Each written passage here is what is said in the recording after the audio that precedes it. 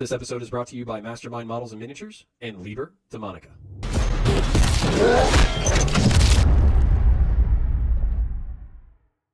Hi guys, welcome to Counterpoints. My name is Connor, and today we're going to be breaking down Episode 2 of Angels of Death, The Silent City, which I assure you does not stay silent for very long. If you enjoy the episode, be sure to subscribe and hit the all notifications bell so you see our frequent content. If you want to watch the original, go to Warhammer TV, and if you're in a non-service country, use a VPN. The episode opens with, "The kindness of angels is the sharpness of a sword's edge." Chapter Master of the Flesh Tearers, Gabriel Seth. In our last episode, we talked about how the Blood Angels meditate on 5 graces and 5 virtues, showing the noble and savage nature of the sons of Sanguinius. It's pretty clear that Gabriel Seth is a big fan of the virtue of savagery and believes he's exemplifying the grace of mercy and restraint by granting his enemies a quick death with a sharpened sword. The establishing shots of the episode remind you how small this conflict is on the scale of 40k, while still involving demigods of war fighting abhorrent monsters.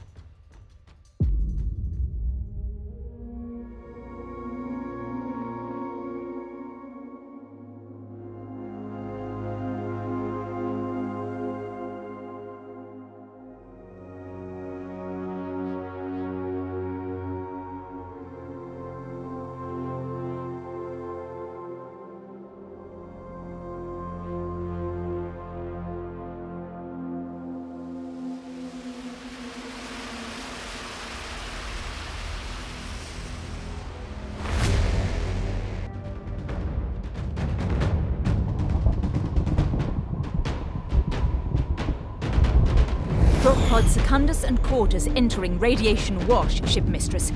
The low atmosphere distortion will make Vox contact impossible from here.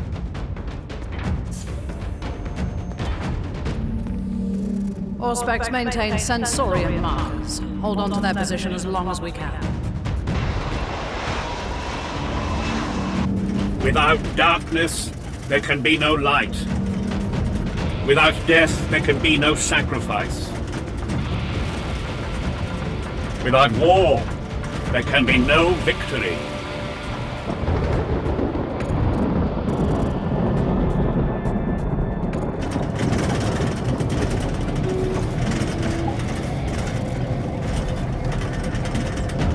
"30 seconds to impact."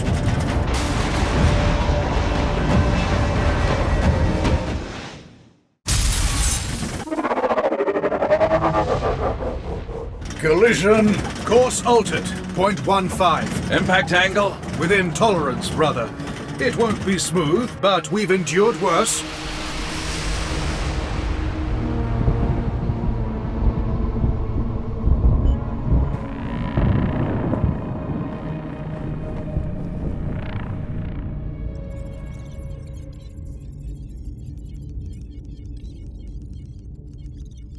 Impact detected, Ship Mistress. Cogitators discern a 70% probability of successful planetfall.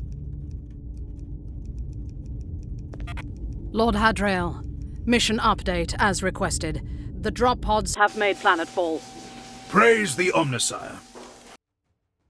Now, the drop pods hurtled towards the planet, and the reason the cogitators protested in the previous episode is shown quickly. A drop pod connects with a building, throwing it off course, but the ceramite-plated warriors show little concern, as they know their physiology and technology will see them through. Raphael, the chaplain, exults, "Without darkness there can be no light. Without death, no sacrifice. Without war, there can be no victory."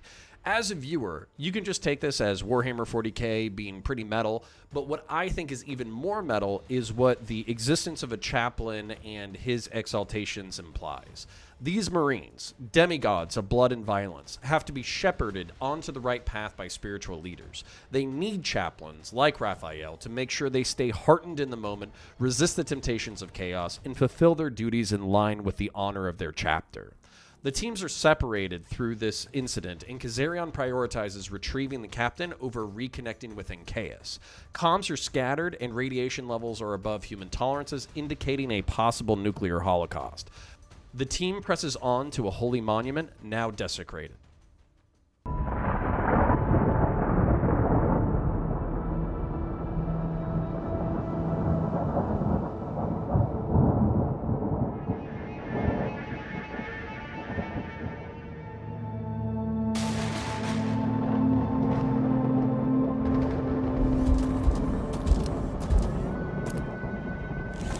Such desecration deserves the Emperor's justice.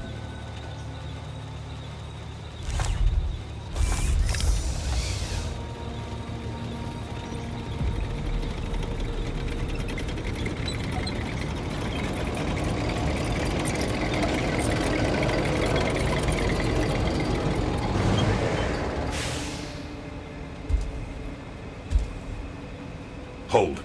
All commands by closed Vox. Why have you come? We asked for no aid. This is our city. They show little fear. Should they, Brother Tyro? We are the Emperor's angels. Everything fears us. This is the Emperor's city. Where is our captain? Naedes was alive! They promised us safe harbor! Multiple strikes confirmed! The bounty is dead. Battle alert, all stations stand to. Run out the guns and light our shields. It is not safe out here. There has been fighting this day against the enemy. Come with us. We will return to the tower together as friends. They could help us find Captain Orpheo's beacon, Sergeant. Noble warriors, come!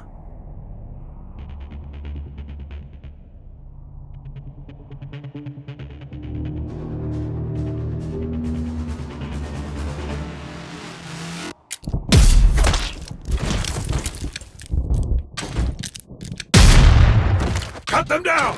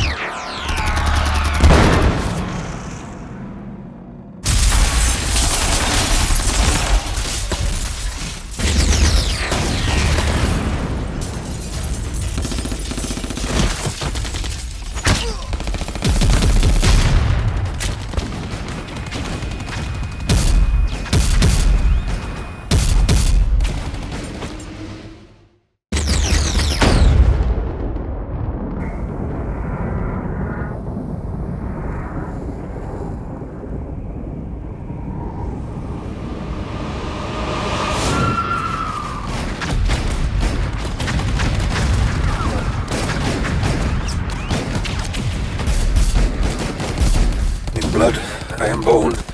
In battle do I live. In light do I rise.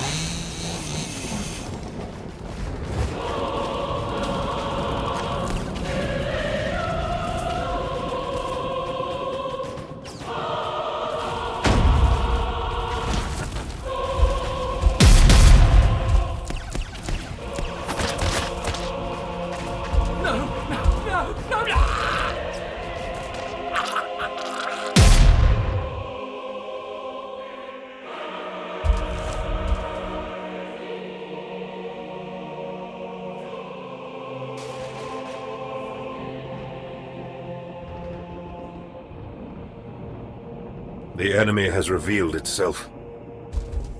These things were relentless. Without fear, without hesitation. You look on the face of the Devourer. Now, the drama before the firefight is actually the best part of the episode and show how the virtues and graces of the Blood Angels always balance on a knife's edge. Kazarion's restraint is always being tested by his inner savagery.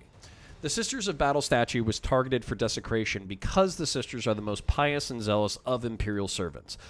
This unthinkable crime in normal Imperial society shows the contempt with which the rebels hold the Imperium and also show the Imperial forces' inability to resist it.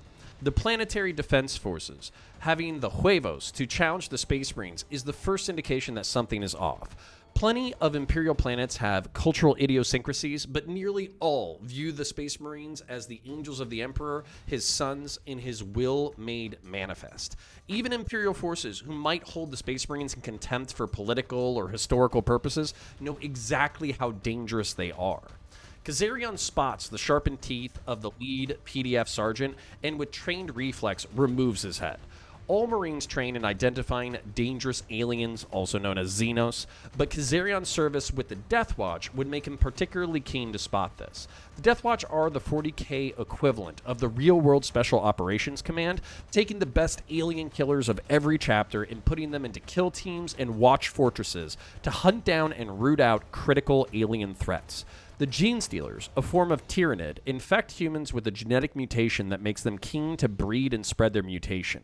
This results in hybrids, first abominable monsters who over time become indistinguishable from human beings.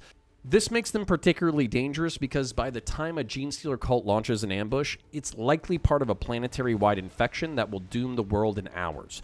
If you want to watch more Gene Stealer cult lore, check out my previous lore episode on the Gene Stealer cult and the Hammer and Bolter breakdown, A New Life.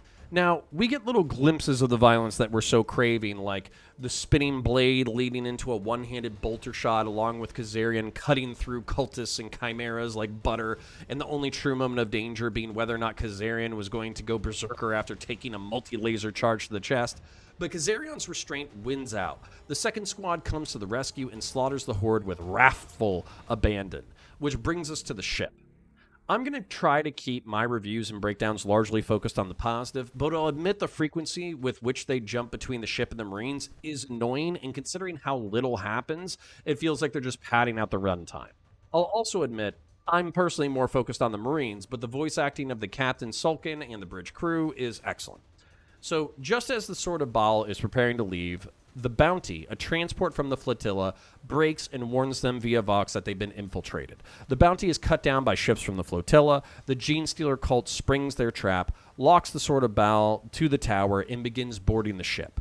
If the Sword of Baal tries to rip from the dock, they will destroy themselves, and if they're boarded, they will become fresh bait to trap more Imperial forces. The fight is on for every Loyalist life. Now, if you like this breakdown, like, share, and subscribe, and be sure to ring the bell that gives you all the notifications to check out our new content.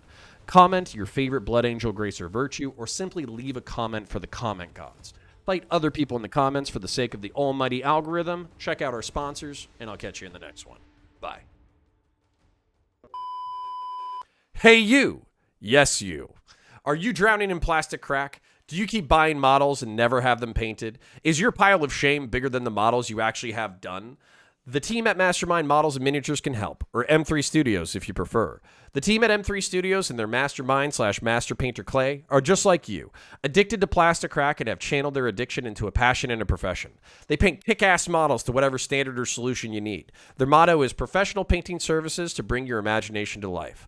Trying to just get on the tabletop? M3 Studios can do that. Trying to shock and awe your local game store? M3 Studios can do that too. Want a piece of art that your descendants will fight over at your funeral?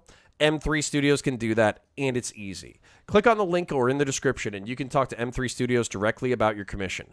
Tell them the Counterpoints channel sent you, and not only are you guaranteed an awesome paint job at a fair price, but you help the Counterpoints channel continue to grow. What is there to lose? Stop buying models you will never paint, and instead let Clay and the M3 Studios team help you dominate your local friendly game store and show off the best painted models this side of the Mississippi. Start your commission today.